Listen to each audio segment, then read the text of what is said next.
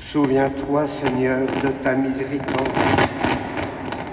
Sanctifie ceux qui veulent te servir et protège-les toujours, car c'est pour eux que ton Fils Jésus-Christ a institué par son sang répandu le sacrement pascal, lui qui vit et règne pour les siècles des siècles.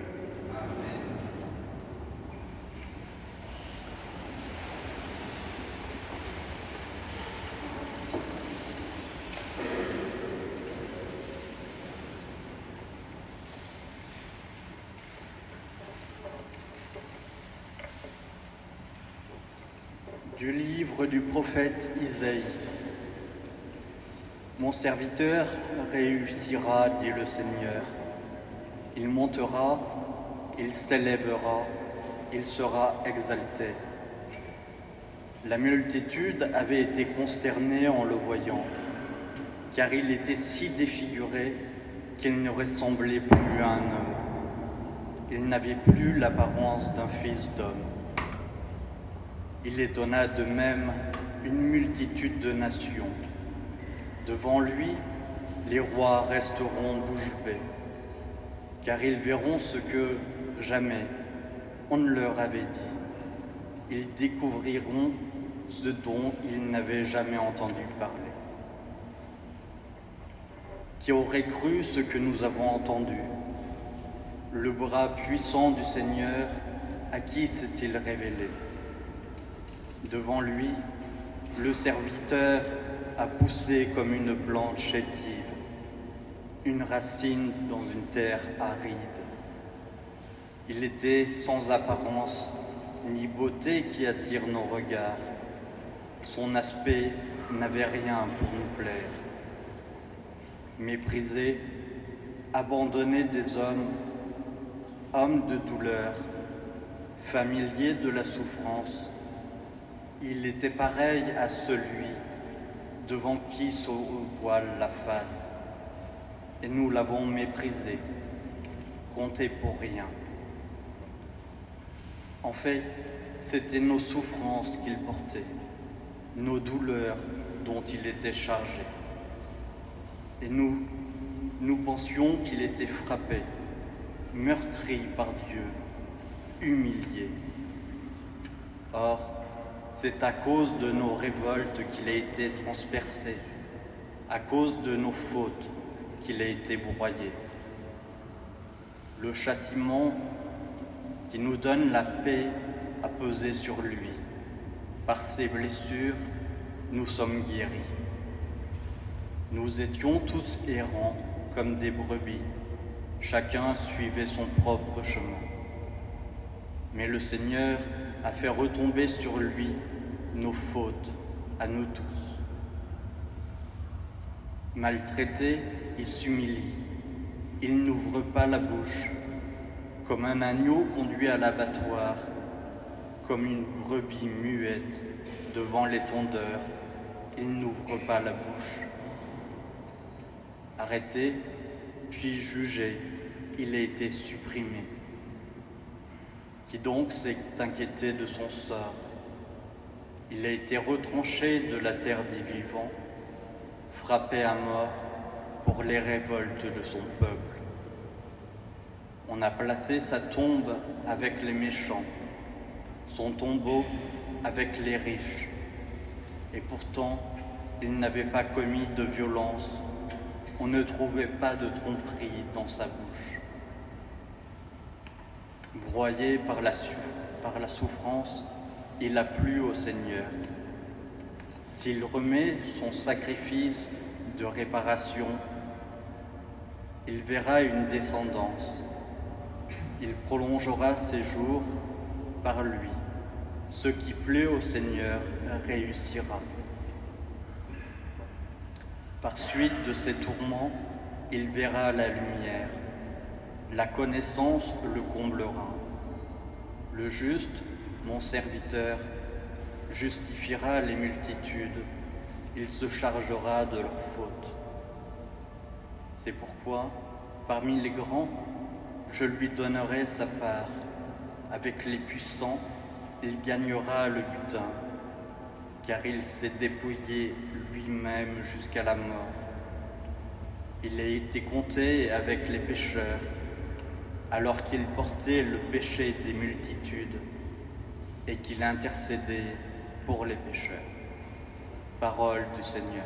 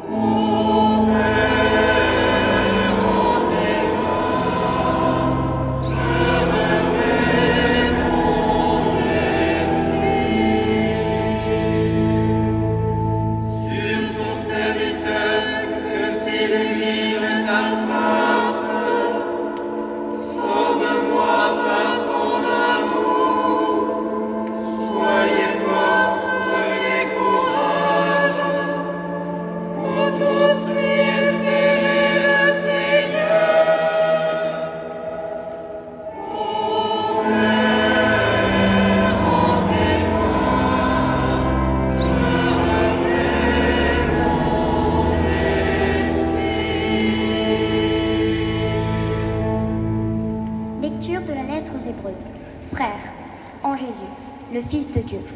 Nous avons le grand prêtre par excellence, celui qui a traversé les cieux. Tenons donc ferme l'affirmation de notre foi. En effet, nous n'avons pas un grand prêtre, incapable de compatir à nos faiblesses, mais un grand prêtre éprouvé en toutes choses, à notre ressemblance, excepté le péché. Avançons-nous donc avec assurance vers le trône de la grâce, pour obtenir miséricorde et recevoir en temps voulu la grâce de son secours. Le Christ, pendant les jours de sa vie dans la chair, offrit avec un grand cri et dans les larmes des prières et des supplications à Dieu qui pouvaient le sauver de la mort, et il fut exaucé, en raison de son grand respect.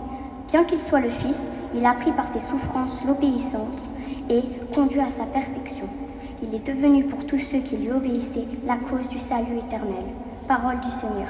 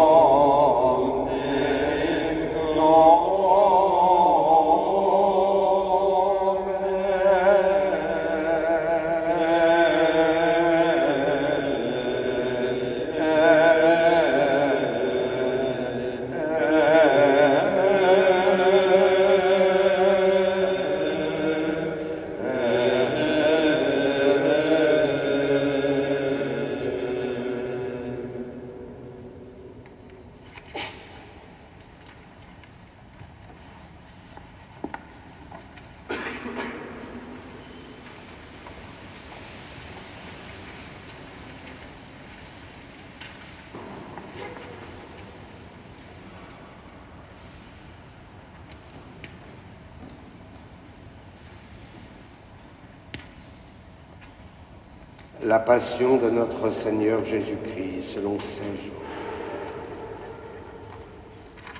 En ce temps-là, après le repas, Jésus sortit avec ses disciples et traversa le torrent du Cédron. Il y avait là un jardin dans lequel il entra avec ses disciples. Judas, qui le livrait, connaissait l'endroit, lui aussi, car Jésus et ses disciples s'y étaient souvent réunis. Judas, avec un détachement de soldats, ainsi que des gardes envoyés par les grands prêtres et les pharisiens, arrive à cet endroit. Ils avaient des lanternes, des torches et des armes. Alors Jésus, sachant tout ce qui allait lui arriver, s'avança et leur dit : « Qui cherchez-vous ? » Ils lui répondirent : « Jésus, le Nazaréen. » Il leur dit : « C'est moi, je le suis. » Judas, qui le livrait, se tenait avec eux. Quand Jésus leur répondit : « C'est moi, je le suis », ils reculèrent et ils tombèrent à terre.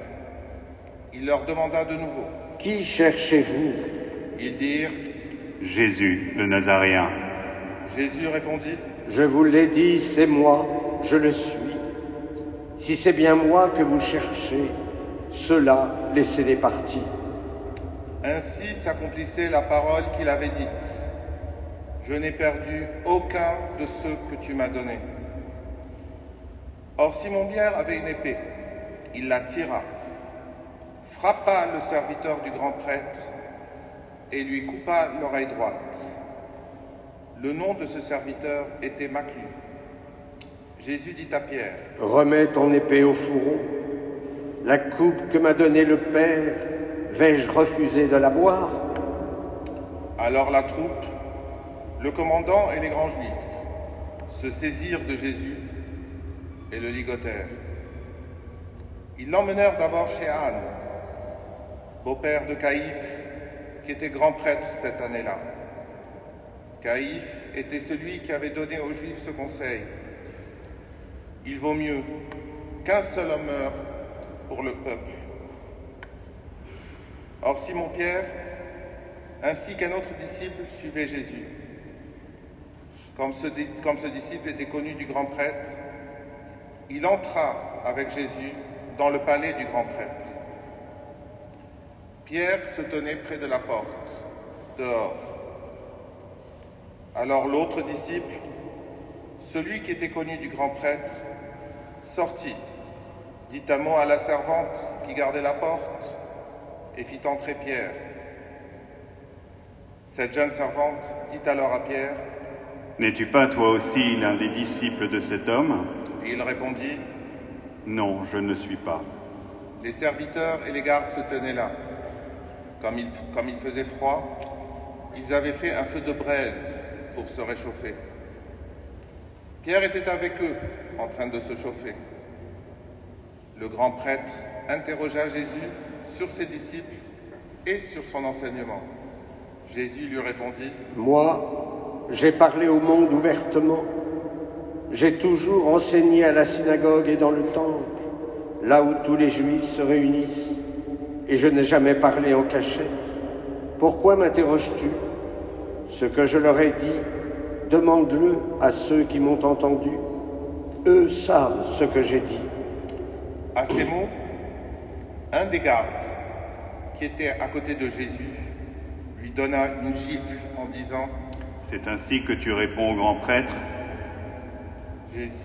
Jésus lui répliqua, « Si j'ai mal parlé, montre ce que j'ai dit de mal. Mais si j'ai bien parlé, pourquoi me frappes-tu » Anne l'envoya, toujours ligoté, au grand prêtre Caïphe. Simon-Pierre était donc en train de se chauffer. On lui dit, « N'es-tu pas toi aussi l'un de ses disciples » Pierre le nia et dit, « Non, je ne le suis pas. » L'un des serviteurs du grand prêtre, parent de celui à qui Pierre avait coupé l'oreille, insista. « Est-ce que moi, je ne t'ai pas vu dans le jardin avec lui ?» Encore une fois, Pierre le nia, et aussitôt un coq chanta. Alors on amène Jésus de chez Caïphe au prétoire. C'était le matin. Ceux qui l'avaient amené n'entrèrent pas dans le prétoire pour éviter une souillure et pouvoir manger l'agneau pascal. Pilate sortit donc à leur rencontre et demanda, « Quelle accusation portez-vous contre cet homme ?» Ils lui répondirent, « S'il n'était pas un malfaiteur, nous ne t'aurions pas livré cet homme. » Pilate leur dit, « Prenez-le vous-même et jugez-le suivant votre loi. » Les Juifs leur dirent, « Nous n'avons pas le droit de mettre quelqu'un à mort. » Ainsi s'accomplissait la parole que Jésus avait dite pour signifier de quel genre de mort il allait mourir. Alors Pilate rentra dans le prétoire. Il appela Jésus et lui dit, « Es-tu le roi des Juifs ?» Jésus lui demanda, « Dis-tu cela de toi-même, ou bien d'autres te l'ont dit à mon sujet ?» Pilate répondit, « Est-ce que je suis juif, moi? Ta nation et les grands prêtres t'ont livré à moi. Qu'as-tu donc fait ?» Jésus déclara, « Ma royauté n'est pas de ce monde.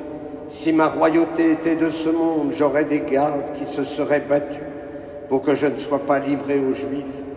En fait, ma royauté n'est pas d'ici. » Pilate lui dit, « Alors tu es roi ?» Jésus répondit, c'est toi-même qui dis que je suis roi. Moi, je suis né, je suis venu dans le monde pour ceci, rendre témoignage à la vérité. Quiconque appartient à la vérité, écoute ma voix. Pilate lui dit, Qu'est-ce que la vérité? ayant dit cela, il sortit de nouveau à la rencontre des Juifs, et il leur déclara, Moi, je ne trouve en lui aucun motif de condamnation. Mais chez vous, c'est la coutume que je vous relâche quelqu'un pour la Pâque. Voulez-vous donc que je vous relâche le roi des Juifs? Alors ils répliquèrent en criant, Pas lui, mais Barabbas. or ce Barabbas était un bandit. Alors Pilate fit saisir Jésus pour qu'il soit flagellé. Les soldats tressèrent avec des épines une couronne qui lui posèrent sur la tête. Puis ils le revêtirent d'un manteau pourpre. Ils s'avançaient vers lui et ils disaient, Salut à toi, roi des Juifs. et ils le giflaient. Pilate, de nouveau, sortit dehors et leur dit, Voyez, je vous l'amène dehors pour que vous sachiez que je ne trouve en lui aucun motif de condamnation. Jésus donc sortit dehors, portant la couronne d'épines et le manteau pourpre. Et Pilate leur déclara, Voici l'homme. quand ils le virent, les grands prêtres et les gardes se mirent à crier. Crucifie-le, crucifie-le. Pilate leur dit, Prenez-le vous-même et crucifiez-le. Moi, je ne trouve en lui aucun motif de condamnation. ils lui répondirent, Nous avons une loi, et suivant la loi, il doit mourir, parce qu'il s'est fait fils de Dieu. quand Pilate entendit ces paroles, il redoubla de crainte.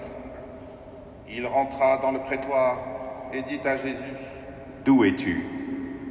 Jésus ne lui fit aucune réponse. Pilate lui dit alors, Tu refuses de me parler, à moi? Ne sais-tu pas que j'ai pouvoir de te relâcher et pouvoir de te crucifier? Jésus répondit, Tu n'aurais aucun pouvoir sur moi si tu ne l'avais reçu d'en haut. C'est pourquoi celui qui m'a livré à toi porte un péché plus grand. Dès lors, Pilate cherchait à le relâcher. Mais des Juifs se mirent à crier, Si tu le relâches, tu n'es pas un ami de l'empereur. Quiconque se fait roi s'oppose à l'empereur. En entendant ces paroles, Pilate amena Jésus au dehors. Il le fit asseoir sur une estrade, au lieu dit le dallage, en hébreu Gabata. C'était le jour de la préparation de la Pâque, vers la 6e heure, environ midi. Pilate dit aux Juifs, Voici votre roi. alors ils crièrent, À mort, crucifie-le. Pilate leur dit, Vais-je crucifier votre roi? les grands prêtres répondirent, Nous n'avons pas d'autre roi que l'empereur. alors il leur livra Jésus pour qu'il soit crucifié. Ils se saisirent de Jésus et lui-même, portant sa croix, sortit en direction du lieu dit le crâne ou calvaire, qui se dit en hébreu Golgotha. C'est là qu'ils le crucifièrent et 2 autres avec lui, un de chaque côté, et Jésus au milieu. Pilate avait rédigé un écriteau qu'il fit placer sur la croix. Il était écrit « Jésus le Nazaréen, roi des Juifs ». Beaucoup de Juifs lurent cet écriteau, parce que l'endroit où l'on avait crucifié Jésus était proche de la ville, et que c'était écrit en hébreu, en latin et en grec. Alors les grands prêtres des Juifs dirent à Pilate, « N'écris pas roi des Juifs, mais cet homme a dit « Je suis le roi des Juifs ». Pilate répondit, Ce que j'ai écrit, je l'ai écrit.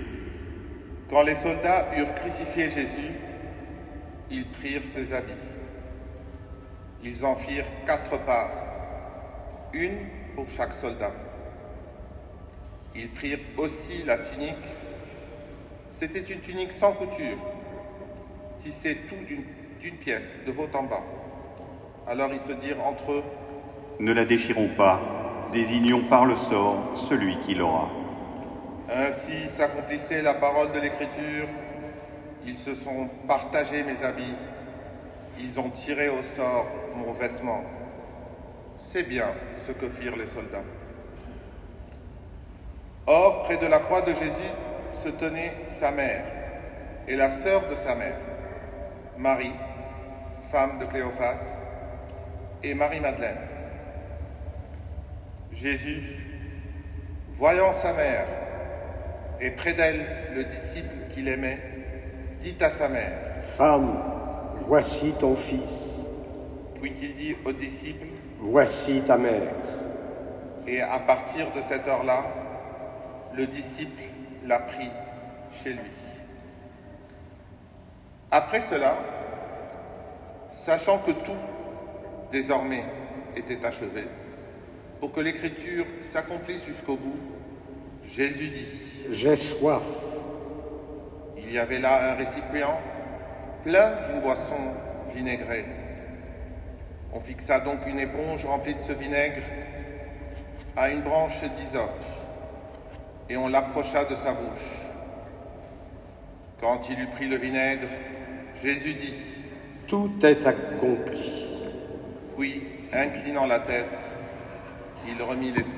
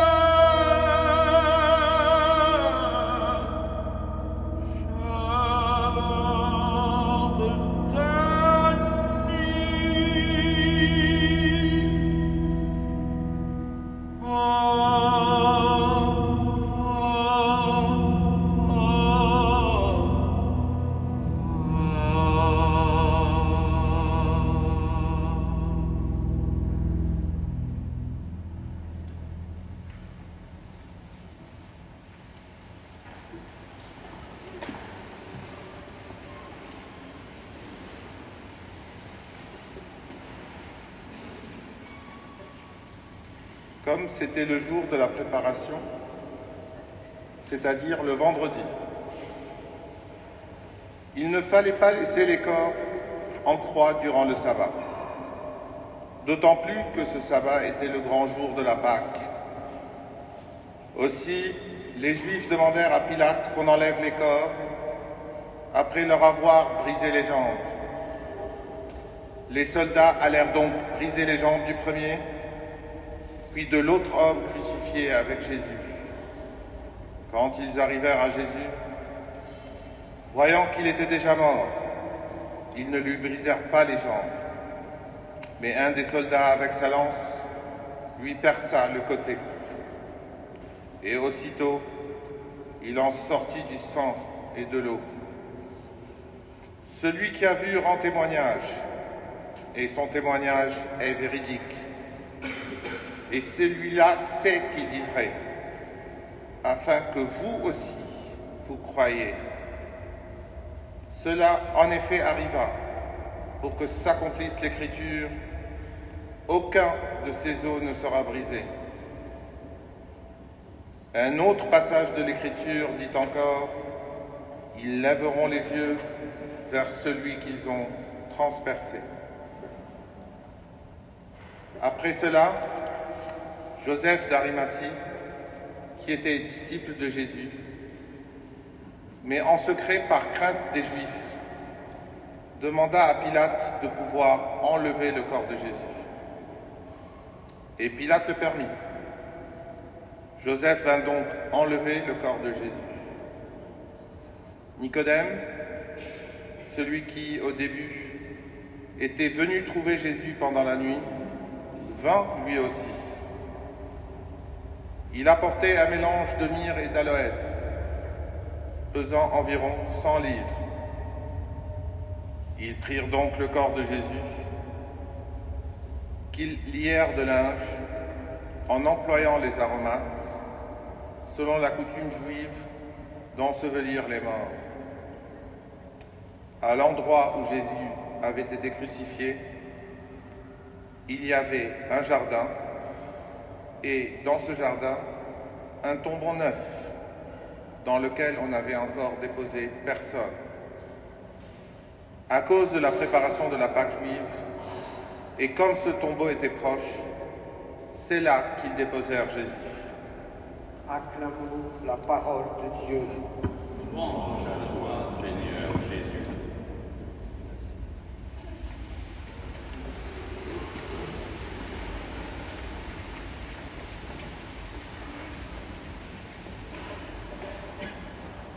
Que voyait le Christ du haut de sa croix? Peut-être au loin, Barabbas, ce bandit relâché grâce à Jésus. Sans doute ne sait-il pas d'où vient son salut, comme bon nombre dans ce monde qui ignore le mystère de la croix. Et pourtant le Christ est mort pour chacun d'entre nous. Il est mort en croix par amour pour nous. Que voyait Jésus? Sa mère, la sœur de sa mère, Marie-Madeleine et Jean. Tous les autres disciples ont fui. Pierre a même renié et Judas s'est pendu. Et Jean reçoit Marie comme mère. Et Marie, alors qu'elle voulait être toute donnée à son fils mourant, reçoit Jean comme son fils. Ultime des possessions demandées par son fils. Et toi, ton âme sera traversée d'un glaive. Marie participe de manière extraordinaire à la rédemption du monde. À partir de cette heure-là, le disciple l'a pris chez lui. Et nous, avons-nous pris Marie comme mère? En ce vendredi saint, c'est peut-être l'occasion de renouveler notre attachement fidèle à notre Mère du ciel. Que voyait Jésus? Les deux larrons, l'un à sa droite et l'autre à sa gauche. Le mauvais larron s'est durci, l'autre a désarmé. Il suffit de peu de choses pour entrer avec le Christ dans le royaume. Un regard d'amour, un regard de compassion. Et que voyait Marie-Madeleine, Joseph d'Arimathie et Nicodème, qui ont déposé le corps de Jésus dans le tombeau? Et lorsqu'elle ira le matin très tôt pour achever le rituel de la préparation des corps, elle reconnaîtra le tombeau. Qui enlèvera la pierre?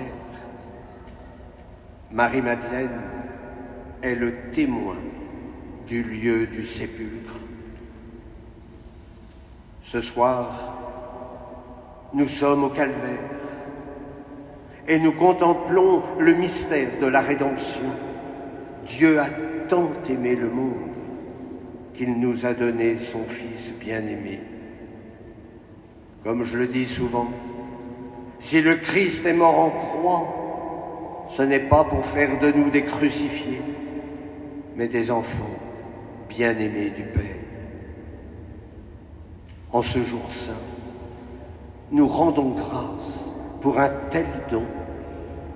Oui, nous sommes sauvés du péché, du mal et de la mort, qui devient aujourd'hui une Pâque, c'est-à-dire un passage de la vie à la vie divine, dans une plénitude d'amour.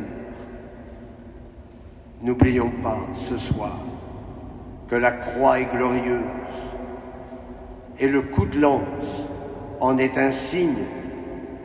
Et chez saint Marc, vraiment, cet homme était fils de Dieu. Amen.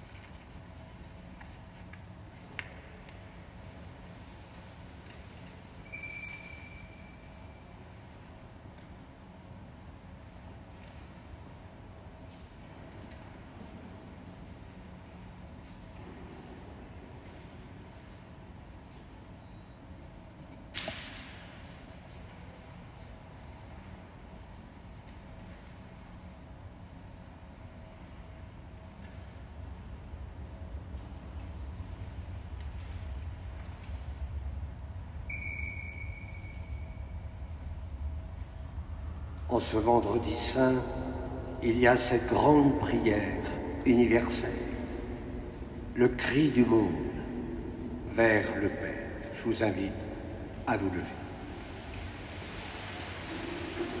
Prions, frères et sœurs bien-aimés, pour la Sainte Église de Dieu, que notre Dieu et Seigneur lui donne la paix, la rassemble dans l'unité et la garde par toute la terre, qu'il nous accorde une vie calme et paisible pour glorifier Dieu, le Père Tout-Puissant.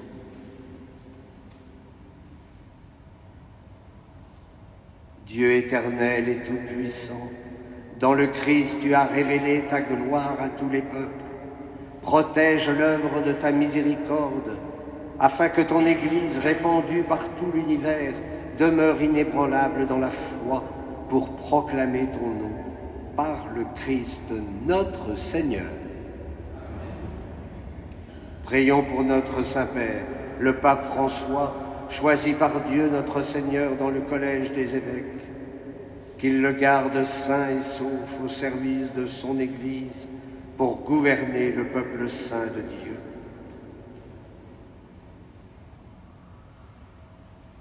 Dieu éternel et tout-puissant, dont la sagesse organise toutes choses, écoute en ta bonté notre prière, protège avec amour l'évêque de Rome que tu nous as choisi, afin que sous la conduite de ce pasteur suprême, le peuple chrétien que tu gouvernes progresse toujours dans la foi, par le Christ notre Seigneur. Amen.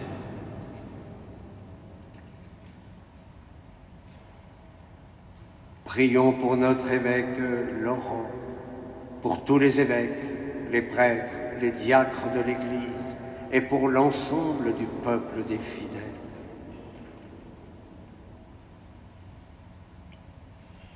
Dieu éternel et tout-puissant, dont l'Esprit sanctifie et gouverne le corps entier de l'Église, exauce les prières que nous t'adressons pour tes ministres, afin que par le don de ta grâce, tout ton peuple te serve avec fidélité, par le Christ notre Seigneur. Amen. Prions pour nos catéchumènes, que Dieu notre Seigneur ouvre leur cœur à sa parole et les accueille dans sa miséricorde. Après avoir reçu le pardon de tous leurs péchés par le bain de la naissance nouvelle, qu'ils soient reconnus comme appartenant au Christ Jésus notre Seigneur. Dieu éternel et tout-puissant, toi qui assures la fécondité de ton Église en lui donnant toujours de nouveaux enfants, augmente en nos catéchumènes la foi et l'intelligence de la foi, qu'ils renaissent à la source du baptême et prennent place parmi tes enfants d'adoption, par le Christ notre Seigneur. Amen. Prions pour tous nos frères et sœurs qui croient au Christ et cherchent à faire la vérité, que le Seigneur notre Dieu les rassemble et les garde dans son unique Église. Dieu éternel et tout-puissant, toi qui rassembles ce qui est dispersé et qui gardes ce que tu as rassemblé, jette un regard de paix sur le troupeau conduit par ton Fils. Accorde à ceux qu'un même baptême a consacrés d'être unis dans la plénitude de la foi et de demeurer en communion par le lien de la charité, par le Christ notre Seigneur. Amen. Prions pour les Juifs à qui le Seigneur notre Dieu a parlé en premier, qu'il leur donne de progresser dans l'amour de son nom et dans la fidélité à son alliance. Dieu éternel et tout-puissant, toi qui as confié tes promesses à Abraham et à sa descendance, écoute avec bonté les prières de ton Église. Donne au peuple que tu as choisi en premier de parvenir à la plénitude de la rédemption par le Christ notre Seigneur. Prions pour ceux qui ne croient pas au Christ. Demandons qu'à la lumière de l'Esprit Saint, ils puissent s'engager eux aussi sur le chemin du salut. Dieu éternel et tout-puissant, donne à ceux qui ne reconnaissent pas le Christ de marcher en ta présence d'un cœur sincère afin de découvrir la vérité. Et donne-nous de progresser sans cesse dans l'amour mutuel, attentifs à percevoir plus pleinement le mystère de ta vie pour être dans le monde des témoins plus parfaits de ton amour, par le Christ notre Seigneur. Prions pour ceux qui ne connaissent pas Dieu. Demandons qu'en recherchant d'un cœur sincère ce qui est droit, ils puissent parvenir jusqu'à Dieu lui-même. Dieu éternel et tout-puissant, tu as créé l'être humain pour qu'il te cherche dans un désir inlassable et que son cœur s'apaise en te trouvant. Nous t'en prions, fais que tous, au milieu des difficultés qui leur font obstacle, discernent les signes de ta tendresse et perçoivent le témoignage des œuvres bonnes de ceux qui croient en toi, afin d'avoir le bonheur de te reconnaître, toi le seul vrai Dieu et Père, par le Christ, notre Seigneur. Amen. Prions pour les chefs d'État et tous les responsables des affaires publiques. Que le Seigneur notre Dieu dirige leur esprit et leur cœur selon sa volonté, pour la paix véritable et la liberté de tous. Dieu éternel et tout-puissant, le cœur humain et les droits des peuples sont dans ta main. Regarde avec bienveillance ceux qui exercent le pouvoir sur nous, que par ta grâce s'affermissent partout sur la terre la sécurité et la paix, la prospérité des nations et la liberté religieuse, par le Christ notre Seigneur. Frères et sœurs, prions Dieu le Père Tout-Puissant pour qu'il purifie le monde de toute erreur, chasse les maladies et repousse la famine, ouvre les prisons et brise les chaînes, protège ceux qui voyagent, ramène chez eux les exilés, donne la force aux malades et aux mourants, accorde le salut.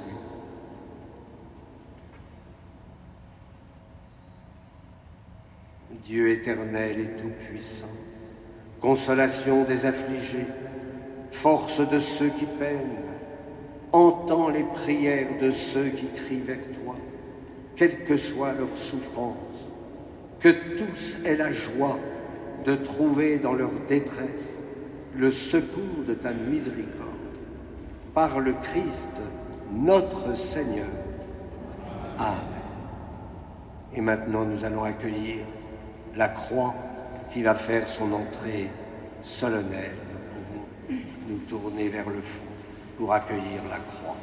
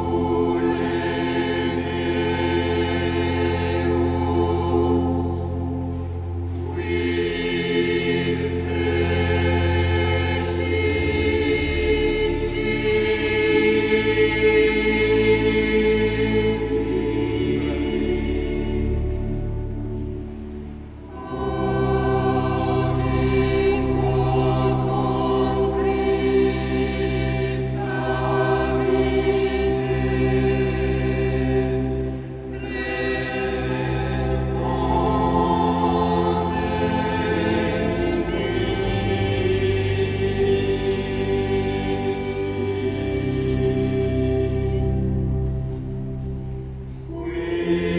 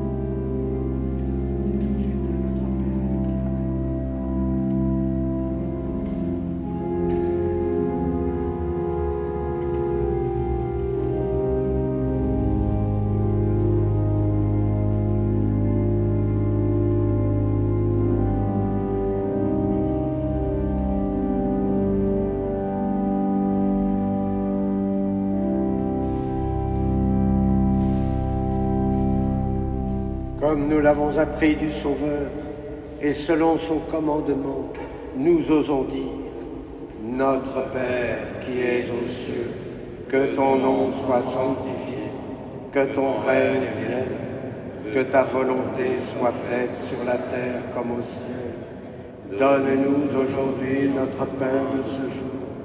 Pardonne-nous nos offenses, comme nous pardonnons aussi à ceux qui nous ont offensés.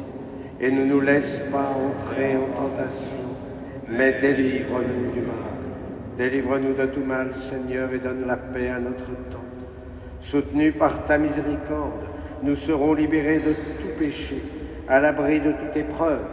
Nous qui attendons que se réalise cette bienheureuse espérance, l'avènement de Jésus-Christ, notre Sauveur. Car c'est à toi qu'appartiennent le règne, la puissance et la gloire pour les siècles des siècles.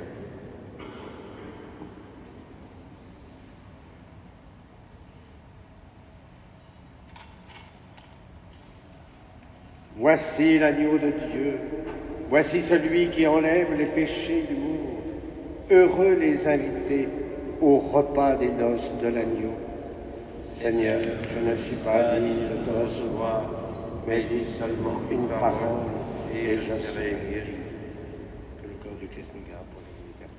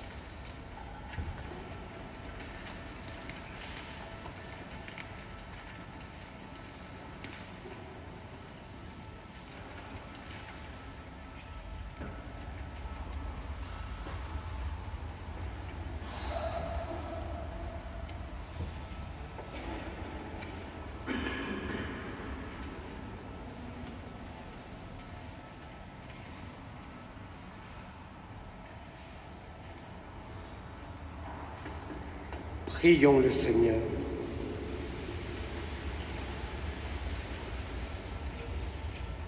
Dieu éternel et tout-puissant, tu nous as renouvelés par la mort et la résurrection bienheureuse de ton Christ. Entretiens en nous l'œuvre de ta miséricorde, que notre communion à ce mystère consacre à ton service notre vie tout entière, par le Christ notre Seigneur. Amen. Que ta bénédiction, nous t'en prions, Seigneur, descende en abondance sur ton peuple qui a célébré la mort de ton Fils dans l'espérance de sa propre résurrection. Accorde-lui pardon et réconfort, augmente sa foi, assure son éternelle rédemption par le Christ notre Seigneur. Amen. Je vous rappelle que l'office demain est à 21h, il commence dehors par le feu nouveau, et puis dimanche de Pâques, ce sont les horaires officiels. Pendant la vigile, nous aurons la joie de baptiser les 8 catéchumènes adultes et 2 jeunes. Merci au chœur, merci à Michel Geoffroy. À la sortie, vous êtes sollicités. La quête du vendredi est pour les lieux saints.